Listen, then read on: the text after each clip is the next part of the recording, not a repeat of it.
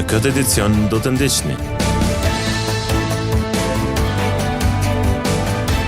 KKZ në Gjakov po bën përgatitje të fundit për zgjedhjet e 9 nëntorit.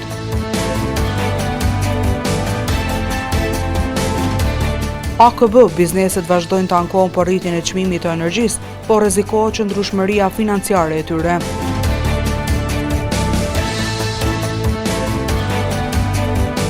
Cermiani, gjuha Roma është identiteti ynë dhe duhet ruajtur me krenari. Përshëndetje, po fillojmë edicionin qendror të lajmeve këtu në televizionin Syri. Të dielën më 9 nëntor në 18 komuna të Kosovës do të mbahet raundi i dytë i zgjedhjeve për kryetar të komunave. Në Gjakov, gara do të zhvillohet mes Ardian Gjinit nga Alianca për Ardhmërinë e Kosovës dhe Ardian Golës nga Lëvizja Vetëvendosje, ndërsa të drejtë vote kanë 121.821 qytetarë në 37 qendra votimi. E që gjithçka të shkojë mirë, Komisioni Komunal i Zgjedhjeve është duke bërë përgatitjet e fundit për ditën e balotazhit. Të dielën më 9 nëntor në 18 komuna të Kosovës do të mbahet raundi i dytë i zgjedhjeve për kryetar komunash. Në Gjakov, gara do zhvillohet mes Ardian Gjinit nga Alianca për Ardhmërinë e Kosovës dhe Ardian Golës nga Lëvizja Vetëvendosje. Për të siguruar një proces zgjedhor të rregullt dhe të qetë, Komisioni Komunal i Zgjedhjeve në Gjakov ka bërë përgatitjet e fundit. Zyrtari i lartë komunal i zgjedhjeve, Armir Rexhaj, për Mediumin ton, ka thënë se e drejta e votës u takon gjithsej 121.821 qytetarëve, ndërsa 3.141 votues janë të regjistruar jashtë vendit. Në komunën e Gjakovës do të jenë të hapura 37 qendra votimi, me gjithsej 147 vetëvotime. Rexhaj ka bërë të ditur se përgatitjet janë drejt përfundimit, ndërsa aktualisht po zhvillohen trajnimet e stafit menaxhues të zgjedhjeve. Ndërsa për mbarvajtjen e procesit janë angazhuar 820 anëtar të këshillave të vendvotimeve, sa i përket logjistikës, materiali jo sensitiv do të shpërndahet të shtunën me 8 nëntor nga ora 10, ndërsa materiali sensitiv do të dërgohet në qendrat e votimit të dielën në mëngjes nga ora 4:30.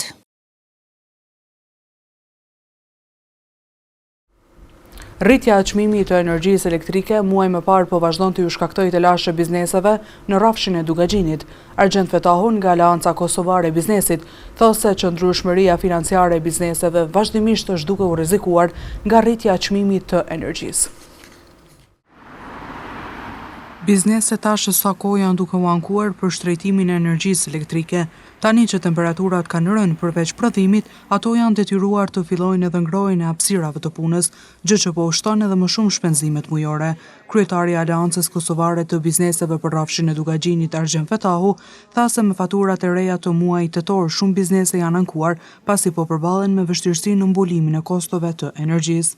Ne si Aleancë Kosovare e Bizneseve, zyrëm konkretisht, jemi këtë kohë në terren dhe kemi pranuar ankesa të ndryshme nga kompani të ndryshme, prodhuese, përpunuese, shërbyese të tjera që operojnë në komunën e Gjakovës.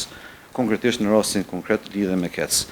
Në kompani të mëdha, të cilat kanë dalë në treg të lirë, tarifat kanë hyrë mbi 200%, ndërsa në kompani të cilat nuk kanë dalë në treg të lirë, bizneset e vogla të mesme të mëdha, po të cilat nuk janë në treg të lirë, fakturat janë të ndryshme, domethënë, po ngritje çmimeve ka. Dhe kjo është një pothuajse një krizë e thellë për bizneset, në këtë kohë të cilën jemi, dhe tash duke hyrë në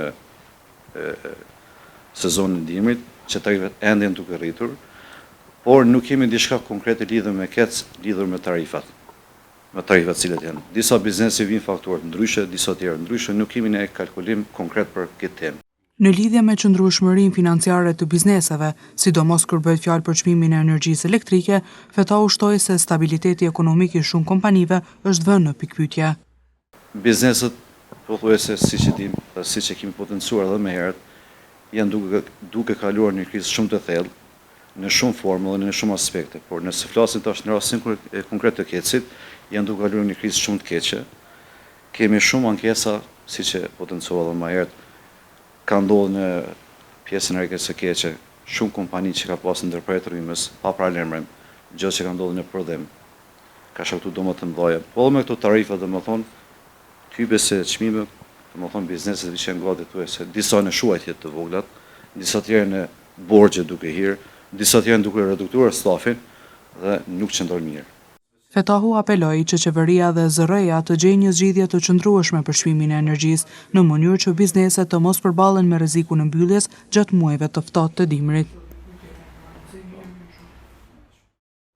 Pjesëmarrja grave në punësim vazhdon të mbetet një ndër sfidat kryesore në Kosovë, shpesh herë kufizuar në sektor të caktuar, me paga më të ulta dhe kushte jo të dinjitetshme pune.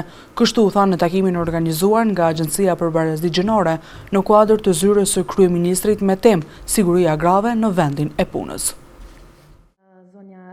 Në një takim konsultativ organizuar nga Agjencia për Barazi Gjinore në kuadër të zyrës së kryeministrit, sot është folur për sigurinë e grave në vendin e punës. Kryeshefja ekzekutive e Agjencionit për Barazi Gjinore, Edi Gusia, theksoi se mos përfshirja adekuate e grave dhe vajzave në tregun e punës përbën pengesë serioze për zhvillimin ekonomik të vendit. Ajo është gjithashtu një pengesë serioze për zhvillimin ekonomik të qëndrueshëm të vendit, ku gjysma e potencialit mbetet e pashfrytzuar. Është e vërtetuar se pjesëmarrja grave në tregun e punës sfidohet nga faktorë të shumë dhe unë do t'ju them asgjë të re. Mungesa e institucioneve të përkujdesjes për fëmijë, qëndrimi ditor i pasgjedhur për fëmijët që shkojnë në shkollë dhe mos harmonizimi me orarin e punës së nënave. Pjesëmarrja e grave në punësim mbetet e ulët, shpesh e kufizuar në sektor me produktivitet dhe paga më të ulta dhe me kushte jo të dinjitetshme pune. Ndërsa kryeshefja e UN Women në Kosovë Vlora Tuzi Nushi tha se numri grave në tregun formal të punës mbetet i ulët, ndërsa organizata që ajo drejton po punon në trajtimin e shkaqeve që pengojnë këtë përfshirje. Mbetemi në një numër shumë të vogël të grave në tregun formal të punës. Arsyet i përmendëm të gjithë, por që ne si UN Women po ashtu në Kosovë kemi punu ngushtë dhe në trajtimin e këtyre arsyeve, së pari duke filluar me një analizë gjithë përfshirëse të kornizës ligjore që ka të bëjë me tregun e punës, përfshi ligjin dhe të tjera. Po ashtu ne kemi punu me inspektoratin e punës në trajnimin dhe ndërtimin e kapaciteteve të inspektorëve në, si të themi, në investigimin apo hulumtimin e rasteve të ngacmimit seksual. E zëvendës shefi për bashkëpunim në zyren e Bashkimit Evropian në Kosovë, Aleksandro Biancardi, tha se fuqizimi grave për të punuar të lira nga frika, diskriminimi dhe ngacmimi është thelbësor për perspektiven evropiane të Kosovës. Civil society remains a key partner in monitoring awareness. Shoqëria civile mbetet një partner kyçe në monitorim, ndërgjegjësim dhe raportim. Fuqizimi grave për të punuar të lira nga Afrika, diskriminimi dhe ngacmimet është thelbësor për perspektiven evropiane të Kosovës, drejtësinë shoqërore dhe rritjen e qëndrueshme ekonomike. Le të forcoj konsultimi i sotëm angazhimin tonë të përbashkët për të kaluar nga politika në praktik dhe për të siguruar që siguria, dinjiteti dhe potenciali çdo gruaje të mbrohen plotësisht në botën e punës. Në këtë takim pune u tha se pjesëmarrja grave në punësim vazhdon të mbetet një ndër sfidat kryesore në Kosovë, shpesh herë kufizuar në sektor të caktuar me paga më të ulta dhe kushte jo të dinjitetshme pune.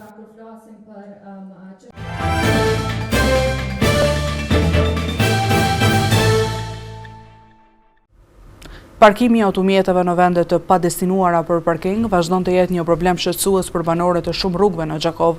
Nga sesit shumë shpesh zënë edhe kursit e lejuara për qarkullim, duke vështirësuar edhe lëvizjen e automjeteve tjera në komunikacionin rrugor, duke mos përjashtuar edhe rastet e zënjes së trotuareve. Ekipi i televizionit Syri edhe këtë herë ka sjellë pamje nga disa rrugë të qytetit të Gjakovës ku vrehet një problem i përsëritur në vazhdimsi. Veturat e parkuara në mes të rrugës, në kursi të qarkullimit, në trotuare e gjithandej ku është ndaluar, duke penguar lëvizjen e lirë të automjeteve të tjera si dhe të këmbësorëve në trotuare. Ky fenomen për të cilin Medium Ynë ka raportuar disa herë më parë, vazhdon të mbetet shqetësim për qytetarët dhe pjesëmarrësit në komunikacion. Pamjet e regjistruara nga kamera e televizionit Syri sot tregojnë situatat konkrete në disa rrugë të qytetit, ku mjetet e parkuara pa kujdes krijojnë vështirësi në qarkullim dhe rrezik për aksidente. Popullata kërkon nga organet kompetente që të ndërmarrin masa më të rrepta, në mënyrë që të parandalohet parkimi i tillë i automjeteve dhe të sigurohet lëvizshmëria normale e trafikut në Gjakov.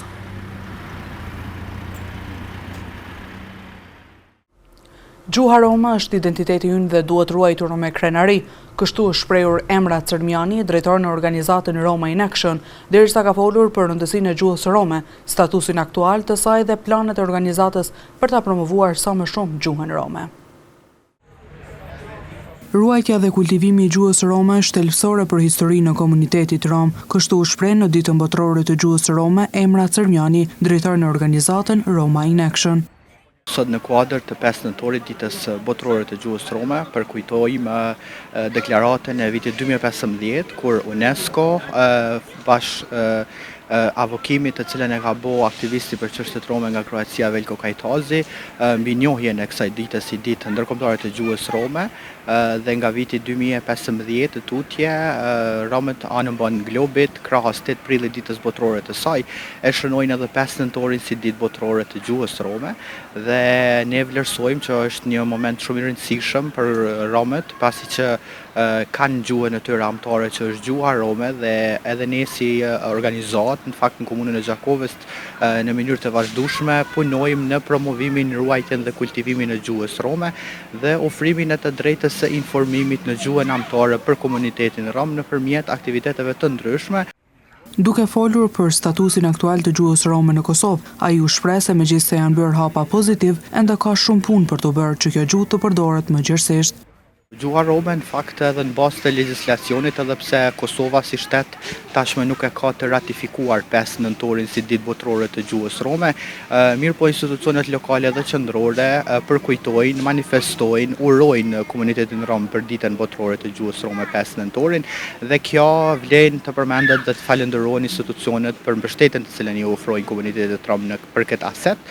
Mirë po në anën tjetër, në komuna gjuha rome si gjuhë në përdorim tradicional tashmë përdoret në 2 komuna, në komunën e Graçanicës dhe komunën e Prizrenit, dhe tashmë një prej objektivave tona me të cilën do të ballafaqohemi në Gjakov është që këtë success story të këtyre 2 komunave ta praktikojmë, ta iniciojmë edhe në komunën tonë, që gjuha rome të njihet institucionalisht si gjuhë e komunitetit rom në komunën e Gjakovës. E kur është fjala te promovimi i gjuhës rome, Cermiani tha se organizata e tij vazhdimisht punon në këtë drejtim. Ne si organizat marr parasysh që një prej objektivave tona kemi edhe çështën e arsimit, dhe tashmë në disa vite në bashkëpunim edhe me drejtorinë komunale të arsimit kemi realizuar ligjërata për nxënësit e shkollave fillore të mesme të ulta dhe mesme të larta, mirë po duke mos janë shkaluar edhe studentët e Universitetit Publik të Gjakovës Femi Agani, ku kemi realizuar ligjërata në lidhje se kush janë komunitetet romashkali dhe egjiptian, posaçërisht komuniteti rom, dhe të njihen me historinë e këtij komuniteti në mënyrë që të zbehin ndoshta paragjykimet dhe stereotipet të cilat i kishin mbi komunitetin rom, dhe kështu të promovojmë dhe të plotësojmë bashkëllokun apo të promovojmë në përgjithësi çështjen e diverzitetit, tolerancës dhe paqes në komunën tonë. Në fund, Cermiani thotë se ruajtja e gjuhës është ruajtja e identitetit dhe krenarisë së një populli. Përhapja e gripit të shpezve edhe në Itali e Hungari ka bërë që Agjencia e Ushqimit dhe Veterinarisë në Kosovë të ndalojë importin e kafshëve të gjalla, shpezëve dhe i produkteve të tyre, të cilat e kanë origjinën nga zonat e infektuara të këtyre 2 shteteve. Kjo ndalesë sipas AUF do të mbetet në zbatimin deri në vlerësimin e mëtejshëm të situatës nga autoritetet përkatëse ndërkombëtare. Ndërkohë, ditë më parë kjo agjenci kishte ndaluar importin edhe nga Gjermania. Agjencia e Ushqimit dhe Veterinarisë të Kosovës ka njoftuar ndalimin e importit të shpezëve dhe produkteve të tyre nga Italia dhe Hungaria, pas raportimeve të fundit për përhapjen e gripit të shpezëve, llojit HPAI, HP5N1 në këto shtete. Sipas AUV-s, vendimi është marrë për të parandaluar hyrjen dhe përhapjen e sëmundjes në territorin e Kosovës dhe për të mbrojtur shëndetin e kafshëve dhe sigurinë ushqimore. Ndalesa përfshin importin në të gjitha shpezëve të gjalla dhe produkteve që kanë origjinë nga zonat e infektuara, përveç atyre që vijnë nga ferma të paprekura, nga sëmundja dhe që ndodhen të paktën 50 kilometra larg vatrave të identifikuara. Kjo mos hyn në fuqi menjëherë dhe do të qëndrojë në zbatim deri në një vlerësim të ri të situatës nga autoritetet përkatëse. Sadiketa nga AUVI për televizionin Syri ka bërë të ditur se po e monitoron nga afër situatën epidemiologjike dhe është në bashkëpunim të vazhdueshëm me institucionet vendore dhe ndërkombëtare për të parandaluar çdo rrezik të mundshëm për vendin. Publiku dhe operatorët ekonomik do të njoftohen me kohë për çdo ndryshim të masave në fuqi. Tumoret malinje, përkatësisht kancerët, kërcënojnë seriozisht jetën e njeriut. Edhe pse ndonjëherë ato mund të hiqen nga trupi, ka raste kur ato mund të përsëriten, duke përhapur e dëmtuar organet dhe indet fqinje. Doktoresha Vera Leshi, pulmologe, ka folur për trajtimin e kancereve në repartin e pulmologjisë, duke vënë theksin edhe te simptomat e para kur nuk duhet neglizhuar. Tumoret malinje, përkatësisht kanceret, paraqesin një kërcënim serioz për jetën e njeriut. Edhe pse në disa raste mund të hiqen nga trupi përmes ndërhyrjes kirurgjikale, ekziston rreziku që ato të përsëriten, duke përhapur dhe dëmtuar organet apo indet përreth. Doktoresha Vera Leshi, pulmologe, tregon se kanceri mushkrive shkaktohet nga një mutacion e qelizave epiteliale të bronkeve ose të alveoleve.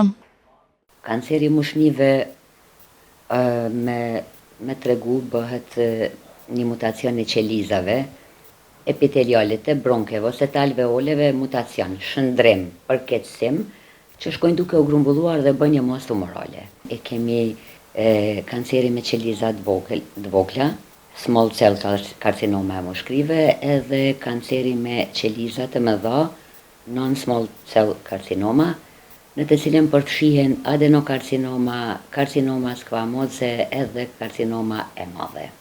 Doktoresha Vera Leshi, ndër të tjera, tregoi edhe simptomat të cilat nuk duhet t'i neglizhojmë. Janë disa simptome që nuk guxojmë t'i neglizhojmë të kanceri mushnive, si që janë kolla e vazhdueshme që zgjat më tepër se 1 muaj ose 2 muaj, gjakderdhje me kollë, dhimbje gjoksi, dispne ose zënje e madhe e frymes, nëse përfshin rrugën e frymarrjes, shkaktohet një dispne e madhe tek pacienti. Pastaj vazhdojmë me metoda diagnostifikuese, si që në radiografia mushnive, CT-ja e mushnive, nëse ka nevojë për bronkoskopi, nëse nuk mbrihet diçka me bronkoskopi, bëhet edhe biopsia transtorakale. Sa i përket trajtimeve, doktoresha Leshi tregoi se nëse kanceri zbulohet në fazën e parë ose të dytë, trajtimi është operativ, pra përmes ndërhyrjes kirurgjikale. Por nëse sëmundja diagnostikohet në fazën e tretë ose të katërt, kur ajo është e përhapur në pjesë të tjera të organizmit, atëherë përdoren radioterapia dhe kimioterapia. Trajtimi i kancerit mushnive bëhet në 2 ose në 3 mënyra. Nëse diagnostifikohet në fazën e parë edhe në fazën e dytë, është trajtimi operativ. Nëse diagnostifikohet në fazën e tretë, fazën e katërt, me metastaza në pjesë të tjera të organizmit, është radioterapia dhe kemioterapia. Mandej është edhe një trajtim tjetër, target terapi, e cila bëhet sepse kemioterapia përveç që shkatron qelizat e kancerit, shkatron edhe qelizat normale. Target terapia është godet vetëm në qelizat e kancerit, duke mos prishur arkitekturën ose qelizat funksionale normale të organizmit. Ndër faktorët kryesor që shkaktojnë këto sëmundje mbetet duhani, faktorët e ambientit, ndotjet e ambientit dhe natyra gjenetike. Në vazhdim të ndjekim parashikimin e motit për ditët të nënvije.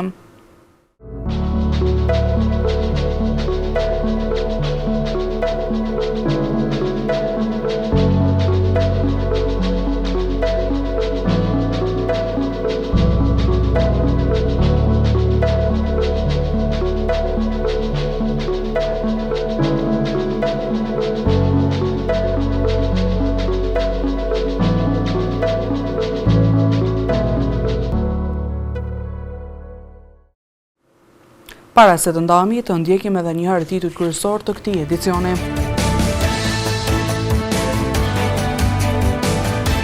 KKZ në Zhakov po bën përgatitjet e fundit për zgjedhjet e 9 nëntorit.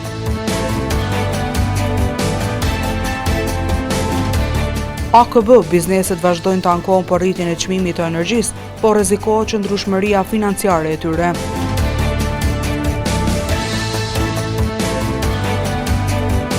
Cermiani, gjuha Roma është identiteti ynë dhe duhet ruajtur me krenari. Këtu merr fund ky edicion qendror i lajmeve. Ju mund të vazhdoni të na ndiqni në televizionin Syri, si dhe rrjetet tona sociale. Mirupafshim.